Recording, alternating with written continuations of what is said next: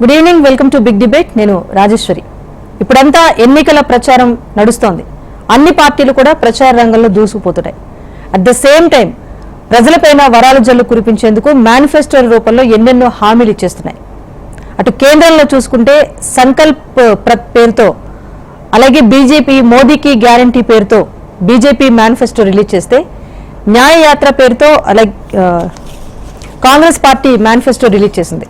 ఇక పర్టికులర్ గా తెలుగు రాష్ట్రాల విషయానికి వస్తే చూసుకుంటే కనుక ఏపీలో జగన్ నవరత్నాల ప్లస్ అంటూ కూడా మేనిఫెస్టో రిలీజ్ చేస్తే, అటు భవిష్యత్కు గ్యారంటీ అంటూ టీడీపీ మేనిఫెస్టో రిలీజ్ చేసింది. సో అన్ని చోట్ల ఎక్కడ చూసుకున్నా కూడా సంక్షేమానికి పెద్దపీట వేస్తూ ప్రజల్ని, ఓటర్లను ఆకర్షించే ప్రయత్నమే అన్ని పార్టీలు చేస్తున్నాయన్నది ఒక విశ్లేషణ అయితే వినిపిస్తోంది. సో ఈ రోజు మరీ ముఖ్యంగా ఏపీ సీఎం జగన్ రిలీజ్ చేసిన మేనిఫెస్టో పైన అయితే తీవ్రమైన చర్చ కొనసాగుతోంది.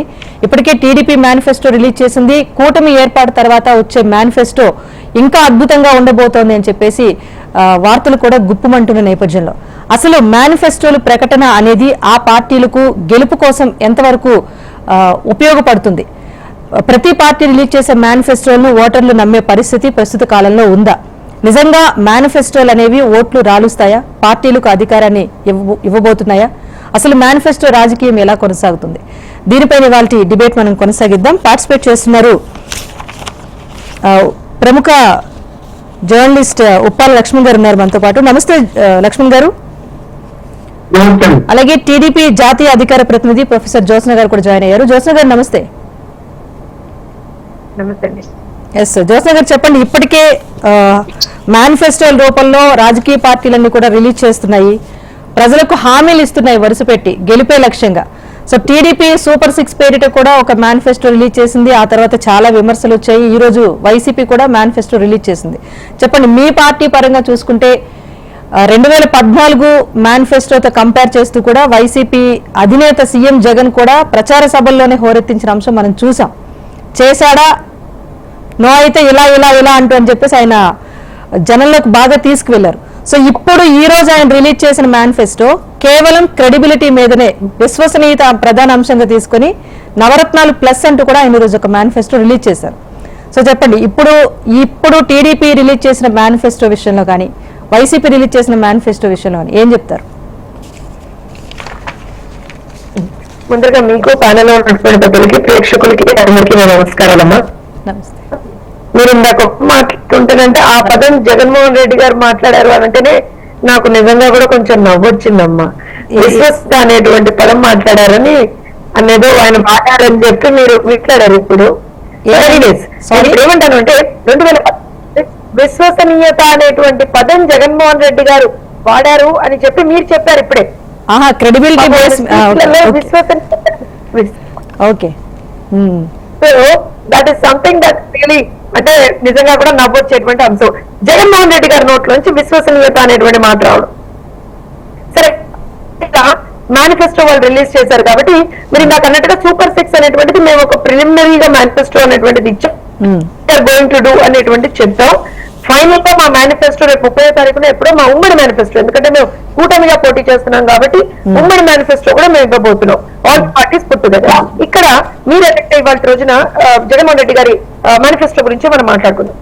విశ్వసనీయత అనేటువంటి పదం ఆయన వాడారు కాబట్టి ఒక విషయం చెప్తాను. 2019లో జగన్మోహన్ రెడ్డి గారి మేనిఫెస్టో, వైఎస్ఆర్సీపీ యొక్క మేనిఫెస్టో, 2024లో వైఎస్ఆర్సీపీ యొక్క మేనిఫెస్టో. సో వాళ్ళు ఏమంటున్నారు, నవరత్నాలు ప్లస్ మేము చేసేసాం మొత్తం, అందుకే మేము ఇచ్చేస్తున్నాం, ఇది మళ్ళీ మీకు ఒకటి ఇచ్చాము అని అంటున్నారు.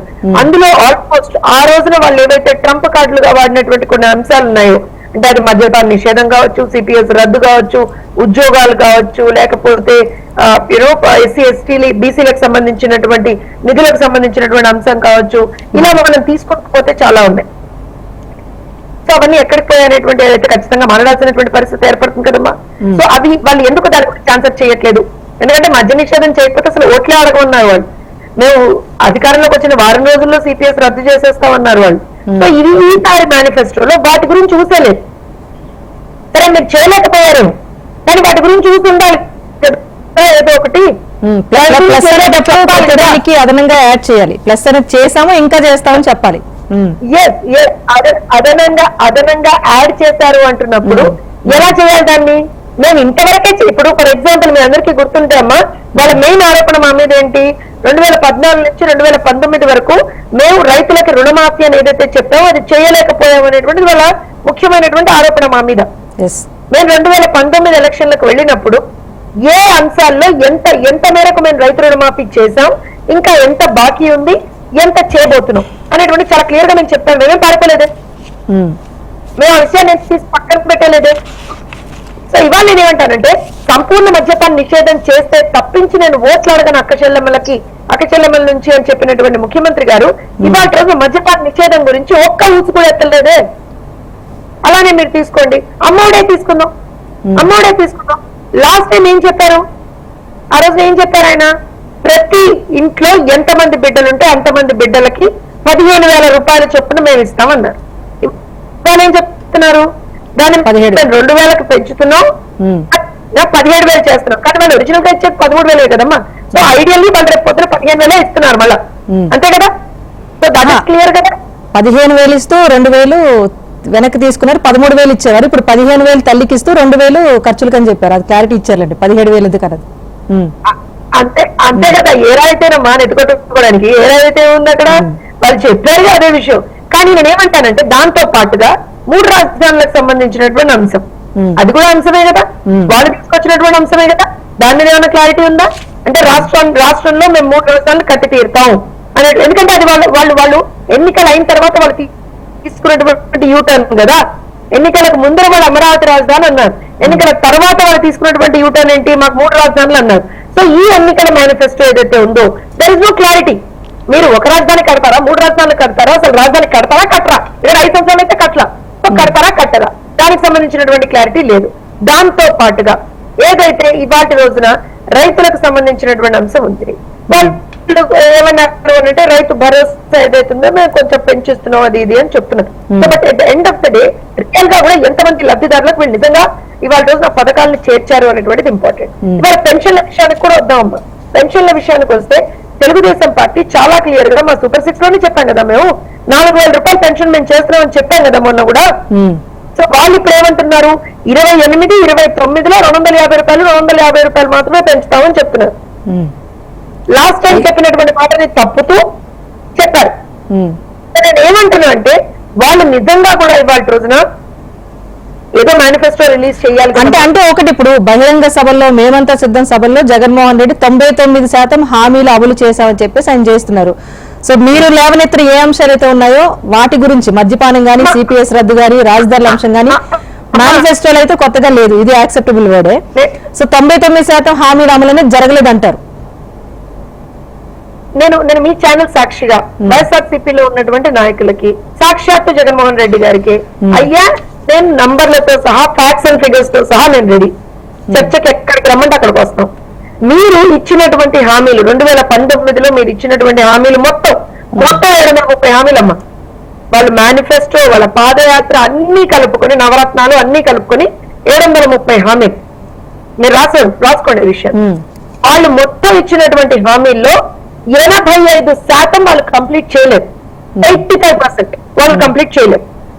సో దాన్ని ఇవాళ రోజు మేము 99% చేశామంటే నేను ఇప్పుడు కొన్ని మీకు మచ్చుకు కొన్ని చెప్పాను, ఇంకా చెప్తాను. డిఎస్సీ నోటిఫికేషన్ ఇచ్చి ఉద్యోగ భర్తీ చేస్తామన్నారు. ఎన్ని డిఎస్సీలు ఇచ్చారమ్మా గత 5 సంవత్సరాల్లో? మెగా డిఎస్సీ వేస్తామన్నారు, చేశారా? ప్రతి సంవత్సరం జాబ్ క్యాలెండర్ ఇస్తామన్నారు, ఇచ్చారా? ప్రతి జిల్లాకు ఒక కోల్డ్ స్టోరేజ్ చేస్తామన్నారు, చేశారా?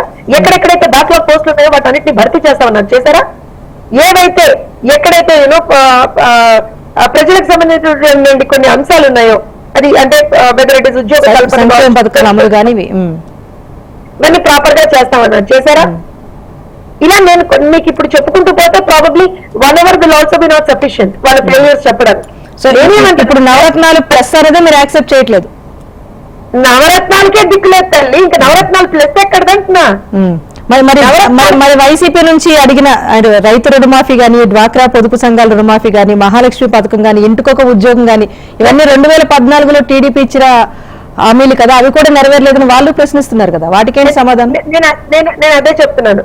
మేము విత్ నెంబర్స్ మేం కాదమ్మా, వాళ్ళ పార్టీలో ఉన్నటువంటి నాయకుడు, అప్పుడు మంత్రిగా ఉన్నటువంటి నాయకుడు, నిజంగా ఆ తర్వాత ఆయన పోయారు కానీ చనిపోయారు కానీ నిజంగా చెప్తున్నారు ఆయనే అసెంబ్లీ సాక్షిగా తెలుగుదేశం పార్టీ ఇన్ని ఉద్యోగాలు ఇచ్చింది అని చెప్పి 5 లక్షల పైన ఉద్యోగాలు ఇచ్చిందని వాళ్ళే చెప్పారు. మేము కాదు పోనీ మా మాట మీరు నమ్మరు కాబట్టి. అలానే డ్వాక్రా సంఘాలకు సంబంధించిన రుణాలంశం కూడా మేము చాలా సందర్భాలు దానికి క్లారిటీ ఇచ్చున్నాము. సో ఇలా ఈసారి నేను ఒకటి చెప్తాను, చేయలేదని చెప్పాం కదా. రుణమాఫీకి రైతుల రుణమాఫీకి సంబంధించి ఎక్కడ మేము ఎంత మేరకు చేయగలిగాం, ఎంత బాకీ ఉంది అనేటువంటి మేము చాలా క్లియర్ గా చెప్పాం. అలాగే సిపిఎస్ రద్దు విషయంలో కూడా ఆ రోజు మేము చెప్పాం అది ఎంతవరకు వయబిలిటీ ఉంటుంది అనేటువంటిది మేము ఆ రోజు అధికారంలో ఉన్నప్పుడు కూడా అప్పుడు ఫైనాన్స్ మినిస్టర్ గా ఉన్నటువంటి మా నాయకులు కూడా చాలా క్లియర్ గా చెప్పారు. సో తెలుగుదేశం పార్టీ ఎప్పుడైనా సరే చేయగలిగిందే చెప్తాం. ఇంకోటి వీళ్ళు మా మీద చేసేటువంటి ముఖ్యమైన ఆరోపణ అది ఎప్పటి నుంచో చేస్తున్నారు, మళ్ళీ చేస్తున్నారు. మా మేనిఫెస్టో ఏదో లేదుట అమ్మ. ఎలక్షన్ కమిషన్ వెబ్సైట్ లో మా మేనిఫెస్టో చాలా క్లియర్ గా ఉంది, కావాలంటే వెళ్ళి వెతుక్కోమనండి. లేదా వాళ్ళకి ఈ రోజు కాదండి 5 ఏళ్ళ క్రితం జగన్మోహన్ రెడ్డి గారు ప్రెస్ మీట్ లో చెప్పిన విషయం లేదు, మేనిఫెస్టో పెట్టి డిలీట్ చేశారన్నది. ఈ రోజు కొత్తగా కాదు కానీ ఆ రోజు నుంచి ఈ రోజు వరకు మేము చెప్తారు. ఇది ఎలా ఉంటుందంటే చంద్రబాబు నాయుడు గారు వ్యవసాయం దండగా అన్నారు ఎవరో అన్నారు ఫ్లూక్ లో, అది ఎక్కడ అన్నారయ్యా చూపించండి అంటే ఇవాటి వరకు వాళ్ళు దాన్ని ప్రూవ్ చేయలేకపోతున్నారు. సో ఏముందమ్మా నరం లేని నాలుగు ఎన్నైనా మాట్లాడతారు వాళ్ళు. నేను ఒకటే చెప్తున్నాను, manifesto is there in the election commission website as a registered political party. మా మేనిఫెస్టో ఎలక్షన్ కమిషన్ వెబ్సైట్ లో స్టిల్ ఉంది. మీకు దొరకకపోతే దానికి సంబంధించినటువంటి లింక్ కూడా నేను ఇస్తానని చెప్తున్నాను వైఎస్ఆర్సీపీ నాయకులు. రైట్, మాట్లాడదండి. Short break.